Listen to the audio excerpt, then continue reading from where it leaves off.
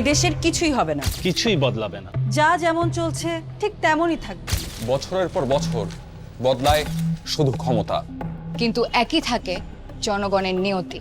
দোষ আসলে কার? পলিটিশিয়ানদের, অ্যাডমিনিস্ট্রেশনের, আমাদের সিস্টেমের, আমাদের ভাগ্যের? নাকি কিছুটা আমাদের? ভাবছেন কিভাবে? দিনের পর দিন দলীয় সমর্থনের কারণে অযোগ্য প্রার্থীকে ভোট দিয়ে যাচ্ছি আমরা। অন্যায় অবিচারের প্রতিরোধ না করে চুপ করে থেকেছি আমরা। এটাই নিয়ম বলে ঘুষ দিয়ে যাচ্ছি আমরা। তবে যখনই দেশের প্রয়োজনে মাঠে নামার সময় এসেছে। কখনো পিছপা হইনি এই আমরা, রুখে দাঁড়িয়েছি। ঢাল হয়ে হয়েছি একতাবদ্ধ। তাই দেশের ভবিষ্যৎ বদলাতে হলে এগিয়ে আসতে হবে আমাদেরই। ইলেকশন আসছে, আপনার এলাকার প্রার্থী সম্পর্কে খোঁজ নিন। তার নির্বাচনী প্রতিশ্রুতি সম্পর্কে জানুন, প্রশ্ন করুন।